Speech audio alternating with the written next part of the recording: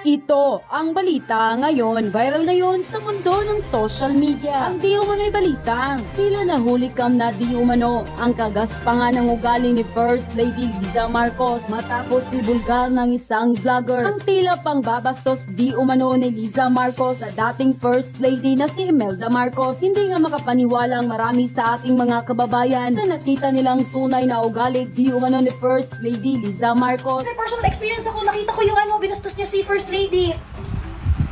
That's a huge proof na makapalang mukha at di maganda ugali ni Liza Marcos. Talagang meron din talaga ako naririnig na personal experience na hindi maganda kay First Lady.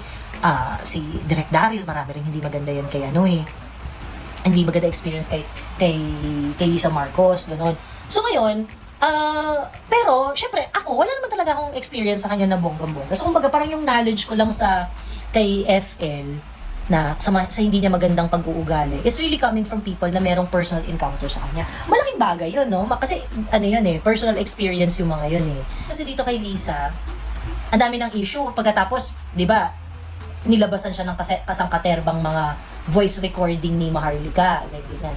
She didn't say anything. She didn't even bother to explain herself. Ganyan.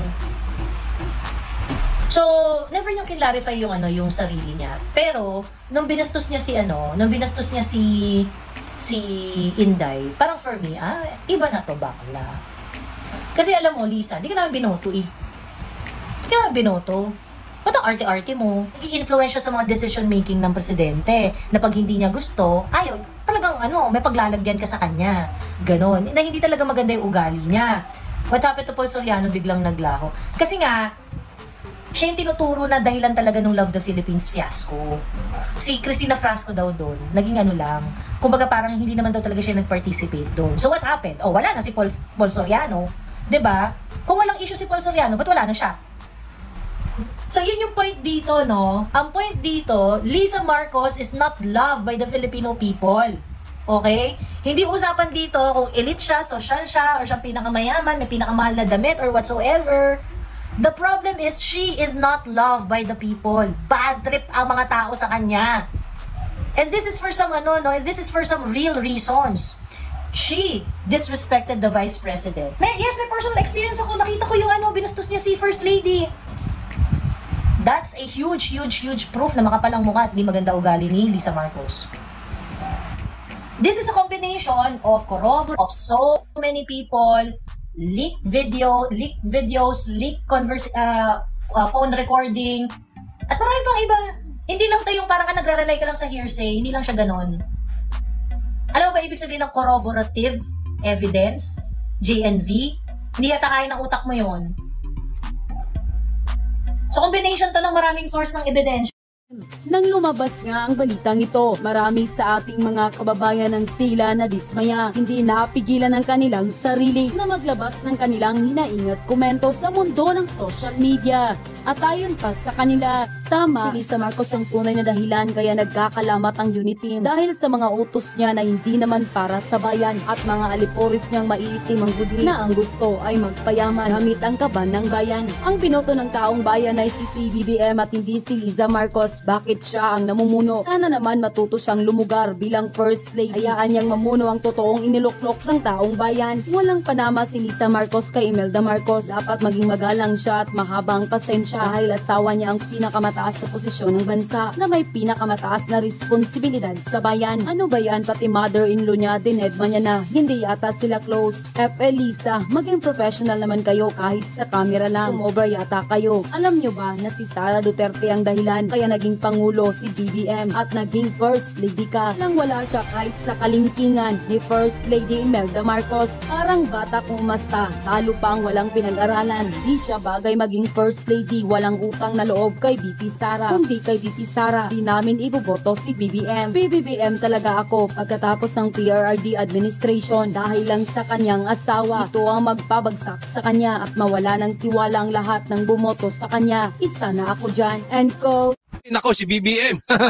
Naisahan ni BP Sara syempre. Matalino to si BP Sara. Alam mo naman yan si BBM. Sabi nga ni PRRD, weak yan So naisahan. Bakit? Mamaya pag-uusapan natin. At pangatlo, BBM, inamin. Inamin na nga ba na addict siya. Siya ay lulong sa droga. Inamin na? Pag-uusapan natin yan. So, hindi na po natin pagtatagalin, ha? Dediretso na po tayo agad sa topic. So, ito. Tingnan natin, ha? Ito po ay nakuha ko po sa Facebook po ni Jimmy Bondok. At ako sa tingin ko, hindi naman sinungaling to si Jimmy Bondok. Sa katunayan, matinupong tao ito. No? So, ito po, pag-uusapan natin, ha? Yan. Saglit lang po. Saglit. Ito, tingnan po ninyo. Proposed confidential and intelligence funds based on the 2025 national budget. So, ang ibig sabihin, ito po yung gusto nila maging confidential funds. Tanong, Marcos, tanong lang. Fake news ba ito o totoo? Nagtatanong lang tayo, ha? Paliwanag natin. Ang total ng confidential funds ay 10.2 billion. Ang usapan po dito, hindi million. Billion. Please repeat after me. Billion. Office of the President, 4.5 billion. Confidential funds. Natanong nyo ba saan niya dinadala? Sa bulsa niya? O napunta sa trabaho? 4.5 ha? DND, 1.8 billion. Billion, not million. Grabe, hindi pa ako nakakita ng ganyang karaming pera. National Intelligence or NICA, 991 million. Ito, almost 1 billion na. DILG, ito yung departamento ni Abalos, 906 million. Konti na lang. Billion na rin. Ito naman, DOJ, departamento ni Boeing, 579.4 million. Naku, mai-increasean siguro to. Kasi Maintindi ngayon ng DOJ. Tingnan natin, PIDEA, kalahati bilyon. So, in short, 500 million. Department of Transportation, 405 million. NSC, National Security Council, 250 million. DSWD, 18 million. Office of the Presidential Advisor on Peace, Reconciliation, and Unity, 60 million. AMLAC, pati AMLAC, 7.5 million. GAB, 4 million. Office of the President, 0. Nada. Office of the Vice President. Nakita nyo? Ganyan po katindi. Ngayon, tanong. Iimbestigahan ba to ng Kamara? Bakit hindi nyo matanong ang presidente patungkol sa national budget o sa confidential funds kung hindi kayo bias?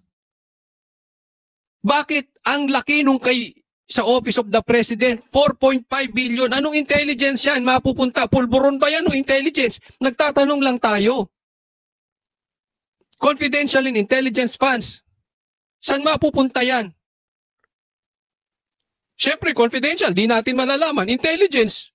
May intelligence ba si Marcos? Parang sablay-sablay. Sinabi nga niya walang baril doon sa loob ng KOJC . May intelligence ba yun? May intel ba yan? Pero ang laki-laki 4.5. Tapos Office of the Vice President, 0.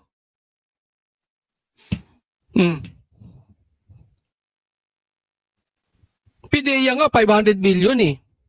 Ano kay BP Sara, 150 million lang, ginagawa nyo pang issue. Diba? Kung hindi kayo mga ipokrito, wala man lang nagtumayo sa inyo at nanindigan at tinanong si Marcos. Until now, hindi ko po sinasabing magnanakaw si Marcos. Baka yung taong bayan yon. Pero saan napunta? Ang laki niya na 4.5 billion. Almost half the budget ng buong Pilipinas. Sa Office of the President lang yan. Ganyan po katindi. 4.5 billion tapos yung 150 million ni BP Sara sinisilip ninyo. Kung hindi ba naman kayo nuknukan ng mga ipokrito? Oh. Marcos, totoo ba tong post na ito? Ito tayo nagtatanong lang, ha? Pero kung ito'y totoo, Marcos, ang lakas mo sa kamera, ba't hindi ka maimbestigahan? Sa bagay, pinsan mo si si Tamba. Kaya mo nilagay yan dyan Di ba? Mga ipokrito rin yung mga nasa kamera na yan Si BP Sara iniimbestigahan. Kayo talaga ito, tingnan po natin to next topic. Ito, bigyan natin ng komentaryo Naisahan ni BP Sara si BBM. Vice President Sara Duterte sa NBI sa Biyernes para sa investigasyon kaugnay sa umano'y grave threat at paglabag sa Anti-Terrorism Act dahil sa mga pahayag niya laban sa Pangulo, sa First Lady at sa House Speaker. Pero gate ng Vice Presidente, taken out of context ang mga binitawan niyang pahayag. Sinagot din niya ang tungkol sa paglilipat ng pondo ng kanyang mga Special Disbursing Officer sa mga security officer na naungkat sa pagdinig ng Kamara kahapon. Saksi, si Joseph Moro. Ito. Mamayang konti Pag-usapan natin BBM, inaming gumagamit. Gumagamit ng pinagbabawal na gamot. Mamaya pag-usapan natin yan May kinausap na ako na tao. Sinabi ko sa kanya, kapag pinatay ako, patayin mo si BBM, si Lisa Araneta at si Martin Romales. No joke. Pag namatay ako, sabi ko, huwag ka tumigil hanggang hindi mo mapatay sila. Alam mo, may nagkomentaryo dito na mga tanso. Mga tanso ang komentaryo nila. Parang mali ata raw si BP Sara. Sabi niya, pag namatay daw siya, patayin si Marcos, si Tamba at saka si Lisa. Patayin na siya Di ba? Kung ikaw naman daw ang papatay, bakit mo pa raw susundin si BP Sara? Patay na. Di ba? Yun yung sabi nung isang tanso na hindi ko alam kung vlogger yun o sinto-sinto. Basta hindi ko maintindihan kung ano na yun. Basta huwag na natin intindihin kung sino yun. Basta yan ang kanyang patay na bakit mo pa susundin? Di ba? At saka, kung patay na si BP Sara, sino magbabayad doon sa papatay? Doon sa papatay kay Marcos, kay Tamba at saka kay Lisa. Alam mo yung ganong komentaryo, alam nyo kung bakit nila nasasabi yun? Kasi sila ay nasanay sa traidor. Traidor yung bossing nila, kaya para sa kanila, isahan. Ang buhay sa mundo ay parang isahan. Kailangan maisahan mo yan, kailangan maisahan mo to, patay ka na wala na akong pakialam sa'yo. Ganon. Yung kasi yung mundo nila. Yun yung ginagalawan nila Traidor. Pero kasi, alam mo, sa mga Duterte, word of honor yan. Pag nagbitaw ka, you make sure gagawin mo. Ganyan ang mga Duterte. Pag nagbitaw sila, mangyayari. Pag sinabi nila, susugpuin natin ang adik, susugpuin. Hindi ibig sabihin na nag-fail sila dahil hindi naman naubos ang adik. Pero significantly, sa lahat ng naging presidente, Duterte lang ang nakasolve ng drug addiction sa Pilipinas. Ganun ang totoo. Diba? Pinakamababa ang corruption, panahon ni Duterte. Ibig sabihin, hindi mo kailangan sisingilin ka basta't nangako ka, tuparin mo. Hindi katulad ng boss nila. Tinulungan maging presidente, trinaydor si BP Sara. Tinulungan ni Pastor at ng SMNI, trinaydor si Pastor. Traidor kasi sila Kaya itong kanilang kulto, ang pag-iisip din, isip traidor. And then he said yes. Kasunod ng pahayag nito noong madaling araw ng Sabado, pinaharap ng National Bureau of Investigation. Eto na, pinahaharap na. Si BP Sara sa Biyernes. Biyernes na po, eto na. May sabpina na si BP Sara at huhulihin si Sara. Pwedeng walang warrant of arrest. Ito po ang kanilang sikreto. Si Vice President Sara Duterte sa Biyernes. Base sa sabpina ng NBI, pinagpapaliwanag si Vice President Sara Duterte para sa posibleng reklamo ng grave threats at paglabag sa anti-terror law, batas na pinirmahan ng kanyang mismong amang si dating Pangulong Rodrigo Duterte noong taong 2020 lamang. Kung may schedule ng pagdinig sa Kamara ang bise, pwede raw siya magpadala ng kinatawan para i-reset ang kanyang pagharap sa NBI. Kailangan niyo pa siya? Sana po, mas maganda kung mismong yung Vice President ang pupunta. This will be a fair investigation Impartial. Nako, sabi niya, this will be fair investigation and impartial. May mga nagsasalita na mga taga-NBI na na yung ginawa ni BP Sara ay threat, death threat. Paano naging impartial? May desisyon na yung mga kasamahan nyo. Lumalabas na sa media. Na threat nga yung ginawa ni BP Sara. Paano impartial doon? Naglolokohan ba tayo, sir?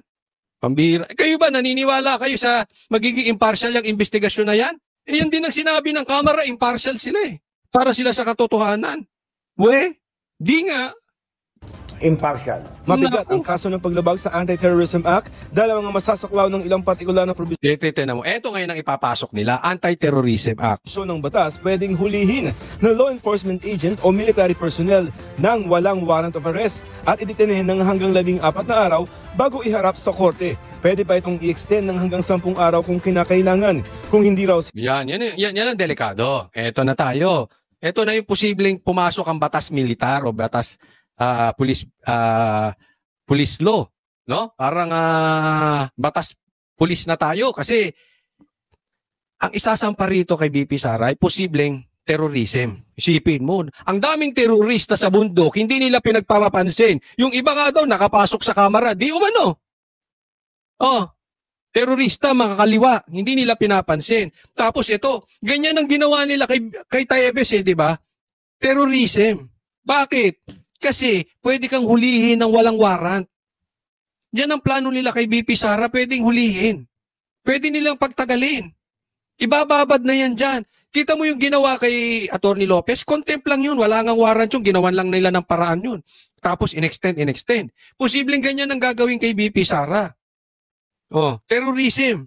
Ganyan ang ginagawa nila sa mga kaaway ng gobyerno Ganyan ang ginawa nila kay Pastor. Ganyan ang ginawa nila kay Atty. Roque. Yung kila Sara, kila Tebes, terrorism. Kila Atty. Roque, kila Pastor. Yung batas na yon? Yung human trafficking naman. Diba? Bakit? Walang bail. Yari ka talaga doon.